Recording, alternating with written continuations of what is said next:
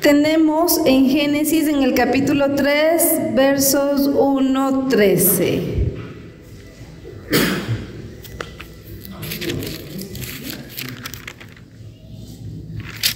Muy bien, voy a dar lectura. Si ustedes tienen sus Biblias, estén atentos, por favor. Vamos a dar lectura. Dice: la serpiente era el más astuto de todos los animales del campo de Yahvé, que Dios había hecho. Dijo a la mujer: ¿es cierto que Dios les ha dicho, no coman de ninguno de los árboles del jardín? La mujer respondió a la serpiente: podemos comer de los frutos de los árboles del jardín, pero no de ese árbol que está en medio del jardín, pues Dios nos ha dicho, no coman de él, ni lo prueben siquiera, porque si lo hacen, morirán. La serpiente dijo a la mujer: no es cierto que morirán, es que Dios sabe muy bien que el día en que coman de él, se les abrirán a ustedes los ojos, entonces ustedes serán como dioses y conocerán lo que es bueno y lo que no lo es. A la mujer le gustó ese árbol que atraía la vista y que era tan excelente para alcanzar el conocimiento.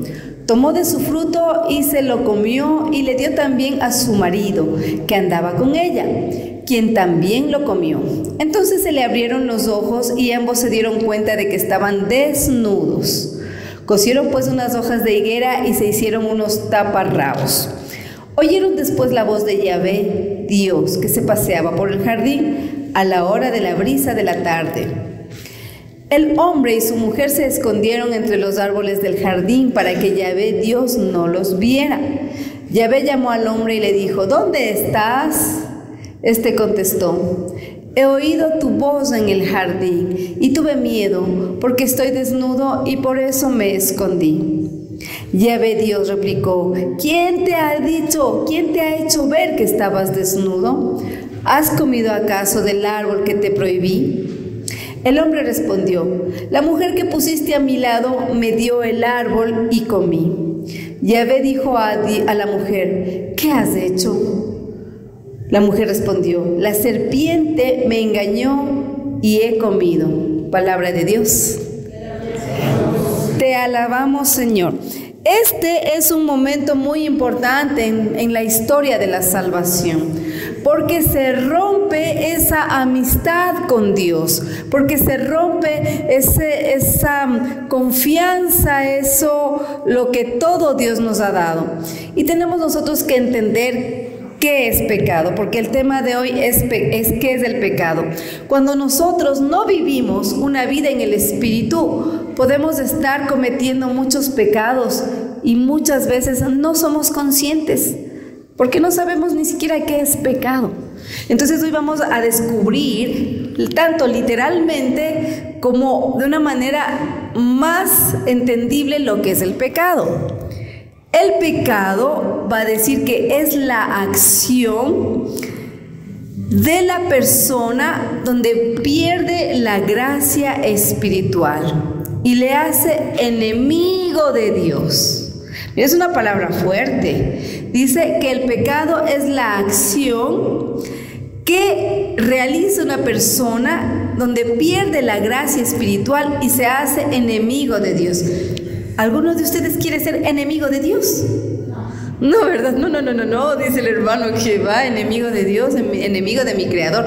Pero sin embargo, eso es el pecado. El pecado nos convierte en enemigos de Dios y eso es algo que no queremos. Pero sin embargo, por ignorancia muchas veces pecamos. Y de hecho todos los días estamos pecando. Pero a veces no hemos entendido qué es el pecado.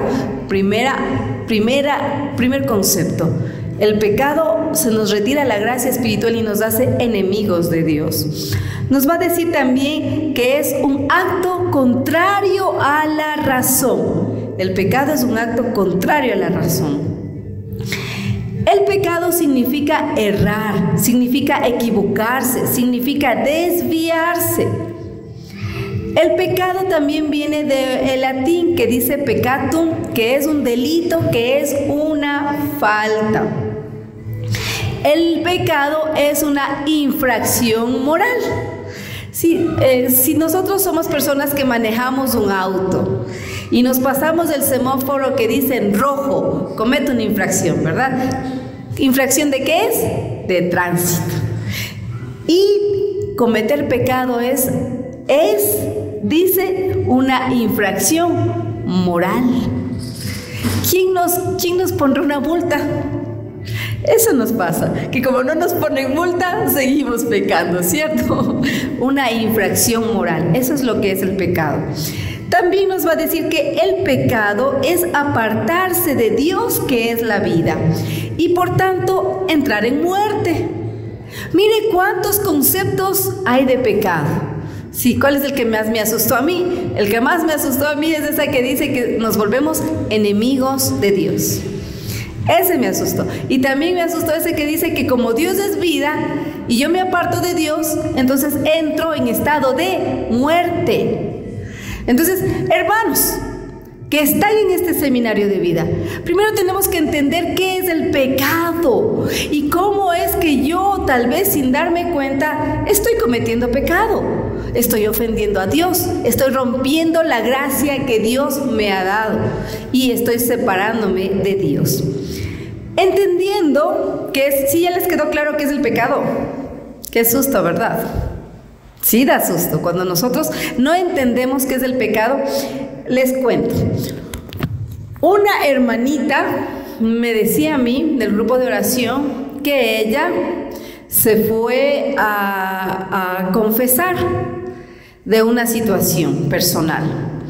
Ella se había puesto un implante para no tener hijos y pues después, como le estaba haciendo daño, se fue a confesar y el padre le dijo: tú has abortado. Dijo: no padre, no he abortado. Le dijo: tú has abortado porque tú seguiste teniendo una vida íntima con tu pareja, que es normal, pero con ese implante acá, entonces tú abortabas. Entonces decía: pero padre, yo no sabía eso, yo no sabía que yo abortaba. Tú no sabías, pero inocentemente pecaste, pero inocentemente vas a ir al infierno, le dijo así, ¿no? O sea, el que no tengamos conciencia del pecado no nos exime de la culpa, de la falta y de la consecuencia, hermanos. Por eso qué importante es saber qué es el pecado, qué dimensión tiene el pecado, y si es que estoy yo no pecando, pues hermanitos, porque aunque sea inocente del pecado, inocentemente me voy a ir al infierno. ¿Quién quiere ir al infierno? ¿Alzaron la mano? No queremos, pues hermanos, y por eso estamos acá, porque este seminario es un seminario de vida. Dígale a la persona que está a su lado: es un seminario de vida. Vida en el Espíritu. Eso, vida en el Espíritu. En el libro no vamos a tomar todos los textos para leer, pero pues yo les voy a dar más o menos de qué se trata cada texto. En el Evangelio según San Juan, solamente para que lo anoten, en el capítulo 8, desde el verso 1 hasta el 11, nos va a hablar de esta parte del Evangelio de la mujer adúltera. ¿Sí? Sí identificamos esta parte del Evangelio, ¿verdad? ¿Qué sucedió? Les voy a hacer el resumen. Que le encontraron a una mujer en acto de adulterio. O sea, estaba teniendo relaciones íntimas con un hombre casado. Entonces fue aprehendida en ese acto, y los fariseos, como era un pecado, la cogieron y la llevaron donde nuestro Señor y le dijeron: esta mujer fue hallada en adulterio y la ley dice que hay que matarla. ¿Cómo era la ley? A pedradas. Imagínese usted, eso ya no se hace ahora. En estos tiempos las mujeres, claro, en ese tiempo la mujer estaba pecando solita, ¿no es cierto? Solita le encontraron pecando, o estaba con alguien. Con alguien estaba, ¿verdad? Pero aquí le acusaron fue a la mujer. Imagínense cómo sería ese pensamiento en nuestra actualidad. Ahora sí, que hombres y mujeres serían lapidados, ¿cierto? No solamente las mujeres, hombres y mujeres tendrían la consecuencia de ese terrible pecado del adulterio. Y van a los pies de Jesús y le dicen: esta mujer estaba pecando, la ley dice que hay que matarla, ¿tú qué dices? Entonces ya saben que nuestro Señor se puso a escribir en el piso y levanta la mirada. ¿Y qué dice nuestro Señor? El que esté libre de pecado, que tire la primera piedra. ¿Y qué dice que pasó? Que se fueron retirando desde los más viejos hasta los más jóvenes. Es decir, nadie estaba libre de pecado. Ahora, nosotros tenemos que entender que nosotros tenemos 3 enemigos, lo que muchas veces nos hace pecar. Primer enemigo, que lo aprendemos en el catecismo, es el demonio. Segundo enemigo, la carne. Tercer enemigo, ¿cuál es? El mundo, ¿sí? Mundo, carne y demonio. Esos son nuestros 3 enemigos que están dispuestos por el enemigo para hacernos pecar.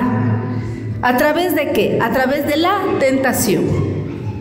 La tentación en sí no es pecado, pero si yo caigo en tentación, ahí sí es pecado, ¿sí? Entonces ahí sí me mancho, ahí sí me ensucio, ahí sí pierdo la amistad con mi Creador.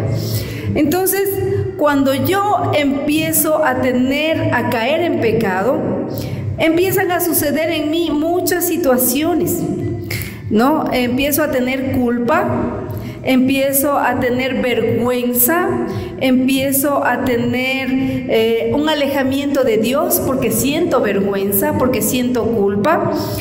Y recuerdo, miren, hay una culpa personal. O sea, ya me siento yo mal solito, ¿no? Caí en pecado y me siento yo mal solo, ya. Me siento una persona como una hormiga que no vale nada, siento que no soy digno, muchas cosas en mi persona empiezan a suceder. Pero si este pecado me afecta a mí como persona individual, pero también afecta a mi familia.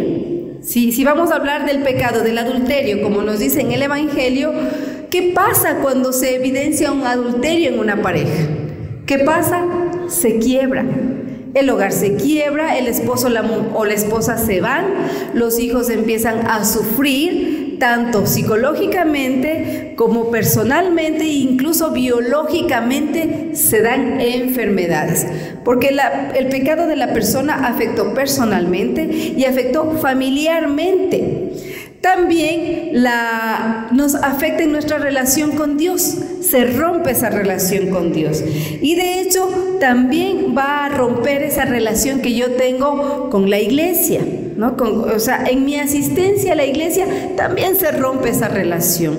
Y si estoy en el tema laboral, tengo un trabajo, también se rompe. Porque ese pecado que yo cometí arrastra todas las áreas de mi vida. Mi vida personal, mi vida familiar, mi vida espiritual, mi vida laboral, mi vida social. Arrastra todo. El pecado afecta a todo. Nosotros, como seres humanos, estamos expuestos al pecado. Pero a veces no sabemos qué tipo de pecado estamos cometiendo. Por eso nuestra Santa Iglesia nos ilumina con los pecados capitales. ¿Se han escuchado eso, verdad? Los pecados capitales. ¿Se han escuchado? ¿Por atrás se han escuchado los pecados capitales? ¿Sí? ¿No? ¿Sí? ¿Sí dice? ¿Y por allá han escuchado los pecados capitales? ¿No? ¿Por qué dice que son capitales? ¿Por qué son pecados capitales, hermanos? Porque no es uno solo, es un pecado capital, porque arrastra más pecados, porque no solo se comete uno, se comete varios pecados. Ahora, para que ustedes entiendan un poquito esto, ¿sí se acuerdan del rey David? Sí, se acuerdan del rey David, el que luchó contra Goliat. Sí, a ese sí lo conocemos, ¿verdad? Y que le venció a Goliat, ese es el rey David.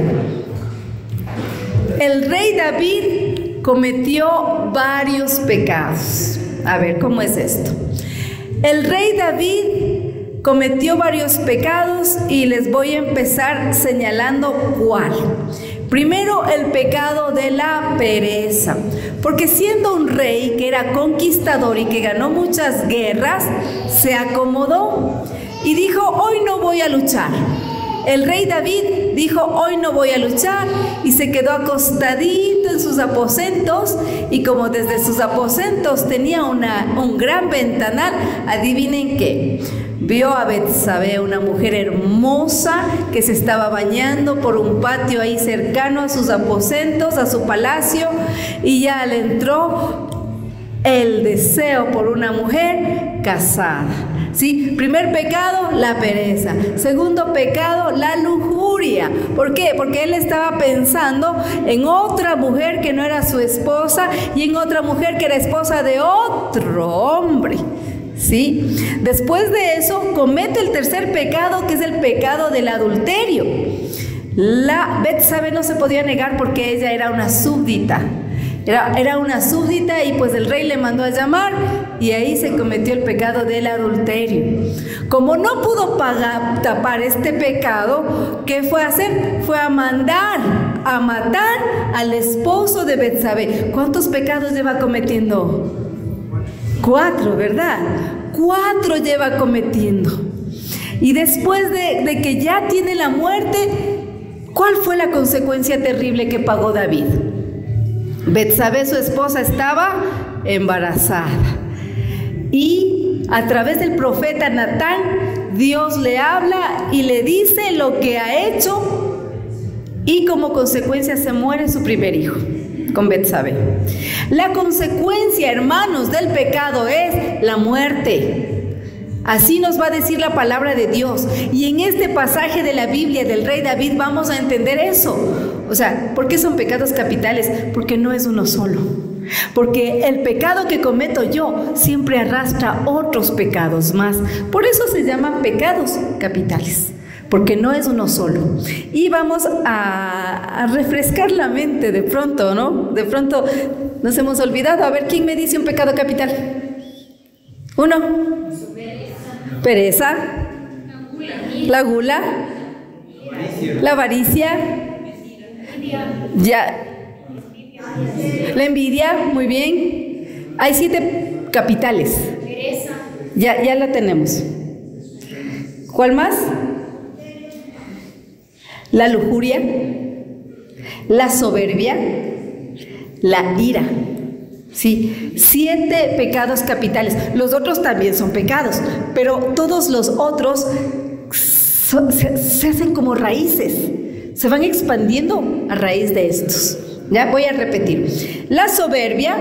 ¿Qué es la soberbia? La soberbia es la autosuficiencia, el orgullo propio, un orgullo desmedido de que yo soy autosuficiente, o sea, yo me basto, yo soy todo. Por ejemplo, hay personas que han llegado a ser profesionales. Digamos, una persona que no tuvo papá y mamá que le estudie y ha llegado a ser profesional por su propio esfuerzo. Entonces dice, yo me estudié. Esa casa que tengo, yo me la compré.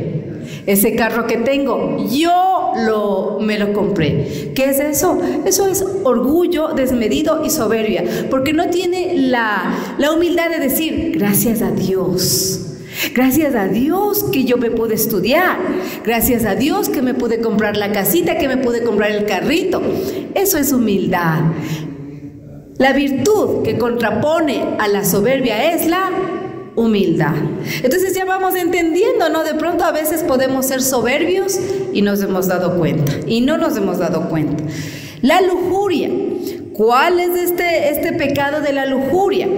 Es la degeneración de la parte sexual, tanto mental como física, que se puede estar cometiendo. Porque la intimidad es una bendición para las parejas que son bendecidas por Dios. Pero, ¿cuál es el pecado que se comete? La fornicación, el adulterio, y ahorita muchos más pecados que salen como raíces, ¿no es cierto? Ahora es hombre con hombre, mujer con mujer, ahora es hombre con animal, etc. O sea, ¿qué hay ahí? Una lujuria ya hasta perversa. ¿Cuál es la virtud de la lujuria? La castidad. ¿Sí? Que este acto de amor que se hace en pareja tiene un objetivo, que es la procreación, que es la continuidad del legado de los seres humanos como tal, como somos, ¿no? En una castidad, en una belleza, en una naturalidad, dentro de todo lo que ahora estamos viviendo, ¿sí? Entonces, ¿cuántos actos de lujuria se están cometiendo hoy por hoy? Muchísimos, hermanos, muchísimos. Y la castidad no significa que estamos como hermanitas, ¿no? No, es vivir a plenitud nuestro llamado, que es el matrimonio, ¿no? A vivir en plenitud la sexualidad dentro de la bendición de Dios. Esa es la castidad. No es que yo soy casto así como hermanito, ni te veo porque si no soy lujurioso. No, no se trata de eso. Se trata de en pareja vivir una plenitud sexual. Eso es castidad. Vamos a la gula, el tercer pecado capital. ¿Qué es esto? La gula es el hacer, por ejemplo, el comer desmedidamente, sin control, el darme a los vicios de una manera desmedida, la bebida, la comida, ¿qué más? ¿Qué más? O sea, por gula, o sea, quiero más, siempre quiero más. La virtud que contrapone a la gula se llama templanza, ¿sí? Es la templanza. Hasta hay un dicho por ahí. O sea, más bien me quedo con un poquito de hambre que demasiado lleno porque hasta puedo vomitar. Ya, templanza, prudencia en todo esto de la gula. El siguiente pecado es la envidia. La envidia, ¿no? O sea, y la envidia dice que corroe el alma. La envidia corroe el alma. Pero ¿sabe qué? Yo creo que en algún momento de nuestra vida todos hemos sido envidiosos. En algún momento de nuestra vida. Tal vez no lo hemos hecho de mala voluntad, pero capaz que sí. Entonces la envidia, ¿cuál es la virtud que le contrapone a la envidia? Es la caridad. La caridad, o sea, yo más bien me alegro si el vecino se compró un carrito. ¡Qué lindo! Voy y le felicito. Vecino, qué lindo que se ha comprado un carrito. Que Dios le bendiga. No voy a estar, ay, ya se ha comprado un carro y con qué plata estará pagando y yo no puedo comprarme un carro. O ya se ha comprado una casa, o ve cómo se viste el vecino. Estar pensando siempre en qué tienen los otros, en qué hacen los otros, corroe el alma, hermanos. Y podemos estar cayendo en este pecado de no alegrarnos de las ganancias de los otros, de las mejoras, de cómo van prosperando. Y yo me estoy consumiendo. Entonces, contra ese pecado, la caridad. La ira también es un pecado capital que va desatando más pecados. Entonces viene la mentira, vienen otros pecados. ¿Cuál es la virtud para este pecado? Es la paciencia. Hay que ser pacientes. En la palabra de Dios nos va a decir que tenemos que tener dominio de nosotros mismos. Y cuando nos dicen algo que no nos gusta, ¿sí nos dominamos o nos encendemos como fosforito? Nos encendemos muchas veces. Entonces, hermanos, si nosotros vamos entendiendo estos pecados, el otro es la pereza. Y contra la pereza, la diligencia. También hay este dicho que dice que en la mente del vago, el diablo hace su laboratorio. Qué feo, ¿no es cierto? O sea, qué feo que seamos el laboratorio del demonio. Más bien estar bien ocupaditos. Mente ocupada, mente sana, cuerpo sano. Bien ocupadita nuestra mente. Entonces, mis hermanos, a raíz de estos pecados capitales vienen muchos más, los que ya dijeron acá. Entonces, entendamos qué importante es entender que estos pecados, que tal vez yo no lo sabía, el comportamiento de estos, puedo yo estar cayendo en estos. Puedo yo estar cayendo en estos y no me he dado cuenta. Pero como ya voy teniendo el conocimiento, entonces yo ya me voy a cuidar, mis queridos hermanos, de caer en estos pecados. Pero bueno, no vamos a hablar solamente del pecado, Aunque es importante saber en nuestro estilo de vida, que es una vida en el Espíritu, es importante tener la conciencia de qué es lo que está pasando. Sí, en el Evangelio vámonos rapidito al Evangelio según San Mateo, en el capítulo 15, en el verso 29.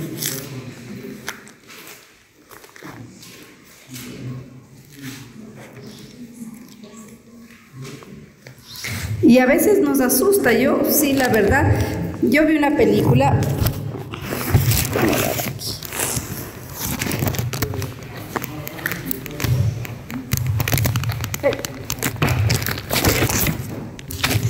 A ver, voy a ponerle por acá, para que no se me caiga.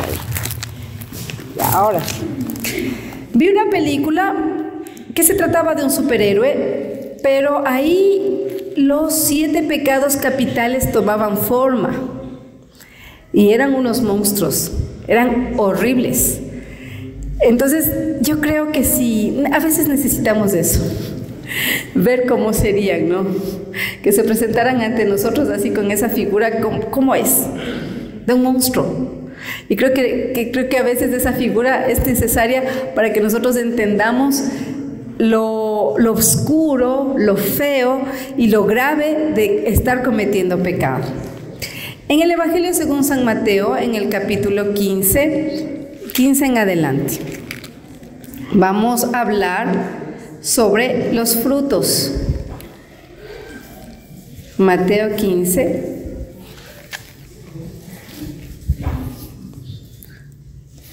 A ver, dame un segundito.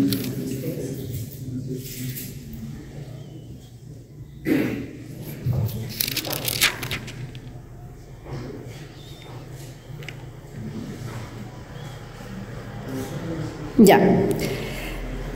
Dice el verso 19, Mateo 15, verso 19, dice: del corazón proceden los malos deseos, asesinatos, adulterios, inmoralidad sexual, robos, mentiras, chismes.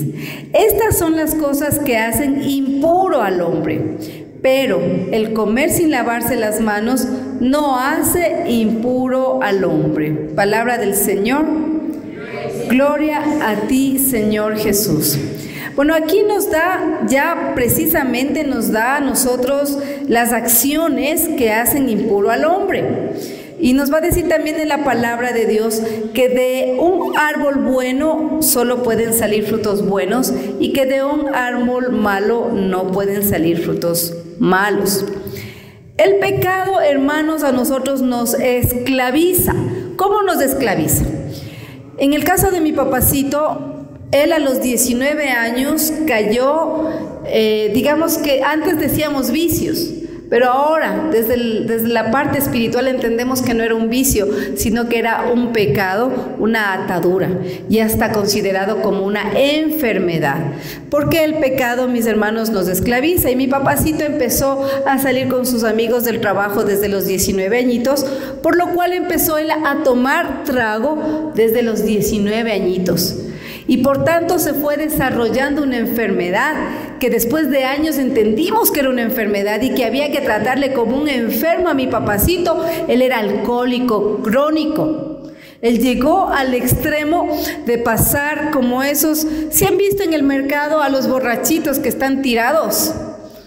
Todos sucios y borrachos. Así era mi papacito. A ese extremo llegó de alcoholismo.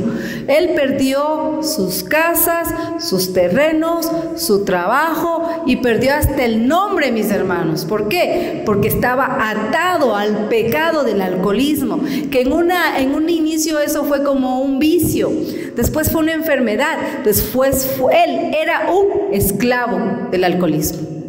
Y lo perdió todo, hasta su nombre, porque le siguieron un juicio de insolvencia. Entonces él no podía tener ni una cuenta de ahorros. O sea, yo digo, hasta el nombre le quitaron, no era nadie. Ya en la sociedad él no era nadie, no era sujeto de crédito, no era sujeto de nada, porque fue un esclavo del alcoholismo, que empezó como un vicio, que empezó como algo que parecía que no iba a pasar nada, le quitó todo. Entonces los pecados nos esclavizan, como el alcoholismo, la pornografía, puede empezar como algo tan sutil como las mentiras, algo más fuerte como la fornicación. Entonces nos vamos volviendo esclavos del pecado. El pecado nos vuelve negativos a nosotros. Una vez que nosotros estamos en pecado, nos volvemos personas negativas, personas que se apartan, personas que se vuelven aisladas, personas que no tienen motivo ni razón de vivir porque se encuentran en vergüenza, porque se encuentran, no se hallan a sí mismos. Entonces el pecado nos vuelve personas negativas. El pecado también nos enferma. Hermanos queridos, a veces cuando cometemos nosotros pecados y no encontramos ese camino, esa guía, esa luz, una respuesta, el pecado nos enferma. Y recuerdo de una señora que tenía cáncer de útero. Y esta señora estaba muriéndose con el cáncer al útero. Pero ¿qué sucedía? Que ya empezó a ir a los grupos de oración y le decían, bueno, vamos a hacer una oración de sanación interior. Y en el momento en que empiezan a hacer una oración de sanación interior por esta persona, ella, ¡pum!, vino a su mente el día en que ella abortó. Entonces, como ella tuvo un aborto del cual ella no quería aceptar ese aborto, no quería ese hijo, lo rechazó, yo entiendo que después ella entendió lo que hizo y dejó de quererse a ella, sintió culpa, sintió vergüenza, sintió rechazo de sí mismo y se desarrolló una enfermedad. Ella no podía perdonarse por lo que había cometido y desarrolló un cáncer justo en la parte donde se cometió ese pecado, en el útero. Entonces, normalmente los pecados nos enferman, hermanos. Muchos pecados se desencadenan o se desarrollan en nuestra vida como enfermedades. ¿Cuántas enfermedades nosotros nos liberamos cuando decidimos perdonar? Cuando decidimos que vamos a perdonar a aquella persona que nos ha hecho tanto daño, hermanos, se van los dolores de cabeza, se va el dolor de la espalda, se va el dolor de la columna, se va el dolor de las rodillas. ¿Sabe por qué? Porque usted estaba cargando en su corazón y en su cuerpo el pecado del odio, el pecado del resentimiento, el pecado de la falta de perdón. Entonces, cuando usted empieza a vivir este estilo de vida, entonces usted entiende que el perdón es una prioridad. Y tenemos a la fila, hermanos, tenemos a la fila esos rencores que de pronto con el hermano, a veces con el papá, a veces con el hijo, con el esposo, con la esposa, con el suegro, con la suegra, con el jefe, con el primo, con la prima, qué sé yo. O sea, vamos acumulando rencores en nuestras vidas y eso se desarrolla y somatizan en enfermedades. ¿Por qué? Vamos al médico, nos hacemos exámenes y ¿qué dice? No tiene nada. Vamos a otro examen más profundo, todo está bien. Ay, pero doctor, me duele, es que me duele aquí, me duele acá, es que me duele acá. Y cuando usted llega a este estilo de vida, que es la corriente de gracia de la renovación carismática, y ha decidido perdonar, ¿qué pasa? Los dolores empiezan a desaparecer porque usted empieza a perdonar. Entonces usted empieza a liberarse, pero entendiendo primero por dónde va el perdón. El pecado nos trae miedo. Cuando nosotros cometemos pecado, vivimos en constante temor. Primero, de que se enteren de que he cometido ese pecado. Y segundo, de lo que me pueda pasar si se enteran que he cometido ese pecado. Entonces, mis hermanos, nosotros tenemos que entender que el pecado nos esclaviza, nos hace vivir en miedo, nos provoca enfermedades, nos hace enemigos de Dios. O sea, son muchas cosas que de pronto nosotros ni siquiera sabíamos. Y que muchas cosas las estábamos nosotros viviendo por vivir. Tal vez dentro de la moral, que no incluye necesariamente la vida cristiana, de la moral, estoy hablando de la moral, el sentido común de vida, ¿no? El sentido común. Ser una persona buena que no hace daño a nadie, es un sentido común. Pero va más allá de eso la vida espiritual. La vida espiritual va más allá de eso de ser una persona buena. de no hago daño a nadie, no robo, no mato, no miento, no soy infiel. No, la vida espiritual va más allá de eso, de entender que hay pecado en el que estoy viviendo frente al pecado, pero que yo puedo tomar la decisión de no cometer ese pecado. Por eso usted está aquí, mi hermano. Por eso usted está haciendo este seminario de vida en el Espíritu, para que usted tenga la conciencia, porque Dios le ha llamado a que usted tenga un estilo de vida espiritual. Así como tiene un estilo de vida diario, usted tenga un estilo de vida espiritual. Pero Dios sabe nuestras limitaciones. En el Salmo 51, nosotros vamos a tomar en cuenta lo que dicen las palabras del rey David. Sí, recuerden los pecados que hizo el rey David, ¿no es cierto? Primero la pereza, después el adulterio, después el homicidio, y otro pecado más tuvo también, ¿sí? Entonces, así nosotros, ¿pero qué pasó con él? ¿Qué pasó con él? Él reconoció su culpa. Él reconoció y dijo: Señor, perdóname, porque tú sabes que pecador soy desde el vientre de mi madre. Lávame mi pecado y quedaré más blanco que la nieve. Límpiame, Señor. Mi pecado yo bien lo conozco. ¿Qué hizo él? Reconocer su pecado y esperar en la misericordia de Dios. Esa es la diferencia con nosotros. Que si el pecado está frente a nosotros y que nosotros caemos en la tentación de pecar, pero tenemos un Dios misericordioso. Y eso se ve reflejado, solo anótele nomás, en el Evangelio según San Lucas, en el capítulo 15, del 11 en adelante. De igual manera, no voy a dar lectura porque son varios versículos, pero sí vamos a ver de qué se trata. Se trata del hijo pródigo, que es otra parábola que también la conocemos, ¿cierto? En la parábola del hijo pródigo también vamos a detectar varios pecados que fueron cometidos, ¿no? Primero, cuando el hijo le dice: dame la parte de la herencia que me corresponde. Vamos a encasillar los pecados. ¿Qué pecado sería ese? No, la avaricia no.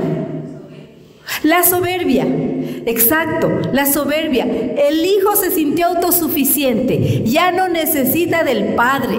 Entonces, ¿qué dice? Dice: dame lo que me corresponde. No pregunta: papá, tal vez has pensado en tu testamento, si me has tomado en cuenta, tal vez me querrás dar un pedacito de tierra. No, ¿qué dijo? Dame lo que me corresponde. O sea, él ya estuvo bien, él ya tuvo su abogado, él ya estuvo bien instruido, bien adoctrinado de lo que tenía que pedir, ¿no es cierto? El primer pecado que él comete es el orgullo en demasía, que se llama soberbia. Después de eso, ¿qué pecado comete él? Se va a tierras lejanas y empieza el derroche, ¿cierto? Empieza a gastarlo en bebida, en comida, en buena vida, con mujeres. ¿Cómo se llamaría ese pecado? ¿En qué pecado encasillaríamos esta parte, esa actitud? ¿Ah? Libertinaje, sí. Entonces eso entraría en el tema de la lujuria, en el pecado capital de la lujuria, donde se extiende como libertinaje y abuso también de todo lo que él tenía. Después de eso, ¿qué pasó? Cuando ya se le acabó todo lo que él tenía, llegó a tocar fondo. Se le fueron los amigos, se le fueron las mujeres, ya él era nadie más que un gusano, como una hormiga. Entonces él toca fondo y él llega a lo más desagradable que podría ser un ser humano. Ni siquiera a comer lo que les daban a los chanchos, pero sí a vivir entre chanchos. Yo tenía mi abuelita, que en paz descanse, y ella tenía chanchitos, y ella tenía su chancherita. Yo ni me acercaba del olor, la verdad, como era niña. Y luego mi mamá también, en un terreno grande que teníamos la chanchera, así se llamaba. Entonces mi mamá nos mandaba a darle de comer a frechillo y ni siquiera en una bateíta. Pero ya, el chanchito salía ya. Y luego, lleno de excremento, lleno de suciedad, yo era niña, yo iba así. porque hasta me daban ganas de vomitar. Y este hombre, este hijo de un rey que lo tenía todo, vivía entre cerdos. Y ni siquiera podía comer esa comida. O sea, él llegó más abajo que al fondo. Llegó a eso. Porque el pecado nos convierte en eso. El pecado nos convierte en gusanos. Pero ¿qué pasó? Llega un momento de toda esta situación que él reacciona. Él reacciona.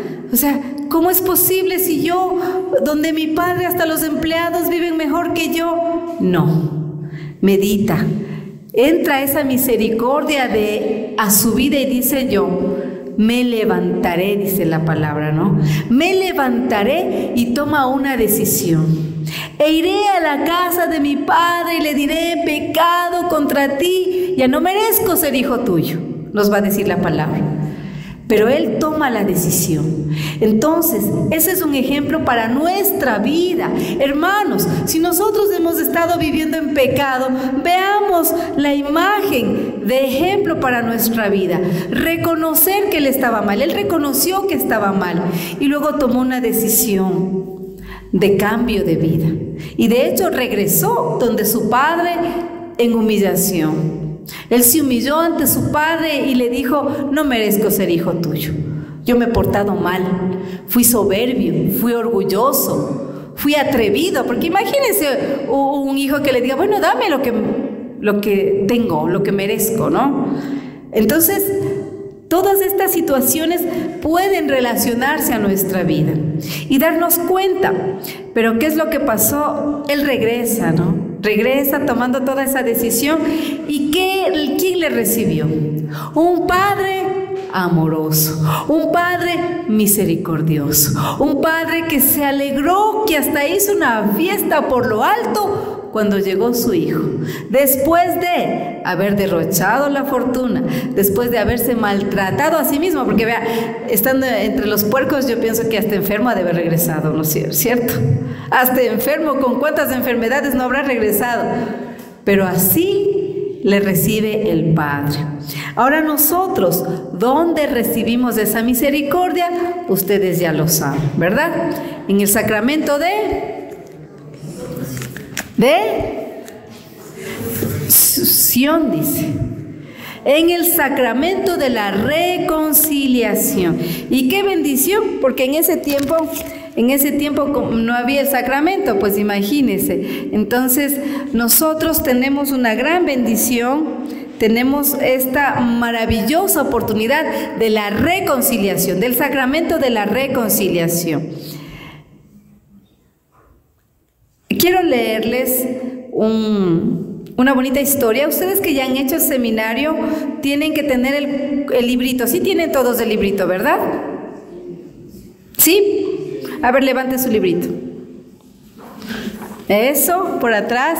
Eso, muy bien. A ver, muéstrame, todos me van a mostrar el librito. A ver. Eso, excelente, una fotito, Pati. Una fotito. Muy bien. Nosotros, quiero hacerles una lectura. Eso, ¿por qué? Porque ustedes van a ir a su casita, 10 minutitos, van a vencer la tentación de la pereza y van a leer el librito, 10 minutos. Si se levanta a las 6, levántese 10 para las 6, y si se acuesta a las 10, acuéstese a las 10 y 10. Quiero que pongamos atención a esta historia, y si la persona que está a su lado se está durmiendo, dele un codazo a ella. ¡Despierta! No cedas al pecado de la pereza. No, ¿cuál pereza? Si es sueño y cansancio. Sí, mi hermano, yo le entiendo. Yo también tengo sueño y cansancio después de todo el día. Pero este momentito no dejemos que se nos sea robado. Vamos a poner atención. Dice que la convención de demonios, voy a dar lectura, así que póngase pilas. Dice, Satanás llamó a una convención mundial de demonios. En su alocución de apertura dijo, no podemos evitar que los cristianos concurran a la iglesia. No podemos evitar que lean sus Biblias y conozcan la verdad. Tampoco podemos evitar que se entregue a una íntima relación con su Salvador.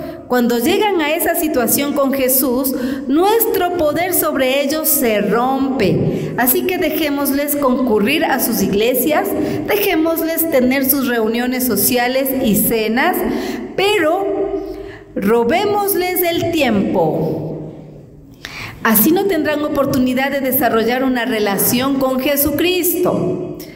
Esto es lo que quiero que hagan. Distráiganlos durante todo el día. ¿Cómo haremos esto?, gritaron los demonios. Manténganlos ocupados en trivialidades de la vida e inventen innumerables cuestiones para ocupar sus mentes. Tiéntenlos a gastar, a gastar, a gastar y pedir prestados, que estén endeudados. Persuadan a sus esposas a salir a trabajar por largas horas y a los maridos a trabajar 6 y 7 días cada semana, 10 y 12 horas diarias. Así ellos podrán mantener ese estilo vacío de vida. Eviten que pasen tiempo con sus hijos, como su familia se fragmentará. Pronto sus hogares no encontrarán salida a las presiones del trabajo. Sobreestimulen sus mentes, así ellos no podrán oír aquella voz calma y suave. Tiéntenlos a escuchar mucho la radio, los CDs, los cassettes cuando conducen en sus automóviles. Mantengan continuamente sus televisiones, sus grabadoras, sus iPods, sus iPhones, sus celulares y sus computadoras encendidas en sus hogares. Asegúrense que cada negocio y restaurante en el mundo pase constantemente música popular. Ello contribuirá a llenar sus mentes y romper su unión con Cristo. Llenen las mesas con revistas, con diarios, con el TikTok, con el Instagram, con todas las redes sociales. Repiqueteen en sus mentes con noticias mundiales las 24 horas. Invadan las rutas con carteles publicitarios o inunden sus buzones con correos, con postales inútiles, publicidades de toda clase de propaganda y promoción, ofreciendo productos gratis, servicios, falsas esperanzas. Presenten hermosas y delgadas modelos en revistas, en películas de televisión. Así los esposos creerán que la belleza exterior es lo importante y quedarán insatisfechos con sus esposas. Mantengan a los esposos muy cansados para amar, a las esposas muy cansadas para amar a sus maridos a la noche. Denles dolores de cabeza. También si no les dan a sus esposos el amor que ellos necesitan, ellos comenzarán a buscarlo afuera. Eso fragmentará la familia rápidamente. Denles un Santa Claus para distraer a sus hijos de la enseñanza del verdadero significado de la Navidad. Denles un conejito de Pascua para que no hablen de la resurrección y el poder sobre el pecado y la muerte. Aún en sus recreaciones, que lo realicen en exceso. Hagan que el regreso de sus recreaciones estén exhaustos. Logren que estén tan ocupados que no puedan ir a observar la naturaleza y el reflejo de Dios en la creación. Envíenlos a los parques de diversiones, eventos deportivos, juegos, conciertos y cines, y en su reemplazo manténganlos ocupados, para que no vean el regalo de Dios en sus vidas. Y cuando se reúnan para una reunión espiritual, procuren que estos estén atentos a chismes y habladurías para que concluyan con conciencias preocupadas. También tiéntenlos para que se queden dormidos, para que no atiendan, para que no entiendan. Llenen sus vidas con muchas cosas triviales, de modo que no les quede tiempo para la palabra o buscar el poder de Jesús. Pronto ellos estarán trabajando por su propia fuerza, sacrificando su salud y su familia. Esto funcionará. Era realmente un gran plan. Los demonios se fueron ansiosos a sus puestos asignados, procurando que los cristianos en todo lado estuvieran más ocupados y apurados, yendo de aquí para allá, teniendo muy poco tiempo para su Dios o sus familias, o para hablarles a otros del poder de Jesús. ¿Tuvo el diablo éxito en su planteo? Tú eres el juez. Mis queridos hermanos, en esta noche vamos a evaluar nuestras vidas y vamos a ver si es que este plan malévolo realmente ha tenido efecto. Y si ha tenido efecto, pues no tienen que faltar la próxima semana. ¿Por qué? Porque la próxima semana hablaremos sobre la salvación en Jesucristo nuestro Señor. Así es que sonría y emociónese, porque si nosotros estamos aquí es porque ya hemos hecho una evaluación sin darnos cuenta de que Él no tiene poder sobre nosotros y que el verdadero poder viene de nuestro Señor Jesucristo. Amén. Amén. El verdadero poder y el verdadero control lo tiene Dios en nuestras vidas. Porque nosotros, ya que estamos aquí en nuestro seminario de vida, entonces ya cuando salimos por la calle y ya vemos esa creación maravillosa de Dios, y vemos el cielo y vemos las nubes y vemos las montañas y decimos: gracias, Señor, por lo que tú has creado. Y le vemos al esposo y a la esposa y dice: ay, qué bonito el esposo que tengo, ay, qué bonita que está mi esposa, está más guapa cada día. Y veo a mis hijos: qué lindos mis hijos, son un regalo de Dios. Tengo que amarles, tengo que cuidarles, porque Dios me los ha dado, ¿sí? Hasta la suegra está más bonita, más la vemos lo mejor que podemos en este camino espiritual. Entonces, este plan malévolo no lo está llevando a cabo. Por eso ustedes están aquí. Y por eso dense un fuerte aplauso a ustedes, porque ese plan malévolo no se está llevando a cabo. Todas esas distracciones que nos ponen, ¿verdad? Ya queremos entrar en el YouTube, en el TikTok, y dicen: no, voy a coger la palabra de Dios y voy a leer un salmo. Y voy a poner el YouTube, sí, voy a poner el YouTube, pero voy a escuchar el Evangelio del día. Y voy a poner una predicación del hermano Rubén para ir creciendo. O voy a poner música de alabanza y de evangelización. Entonces las redes sociales que el maligno quiere a nosotros ponernos de tropiezo, de piedra de tropiezo, se vuelven en nuestra vida una bendición. Por esto este seminario de vida en el Espíritu, que va a ser mi estilo de vida, es una bendición. A la persona que está a su lado, dígale: el seminario de vida es una bendición para tu vida. Y nos alegramos, porque quien ha vencido a la muerte y al pecado se llama Jesús. Pero no les veo convencidos. ¿Quién ha vencido a la muerte y al pecado se llama Jesús, Jesucristo, el que me ha dado la vida. Amén. Un fuerte aplauso a nuestro Señor.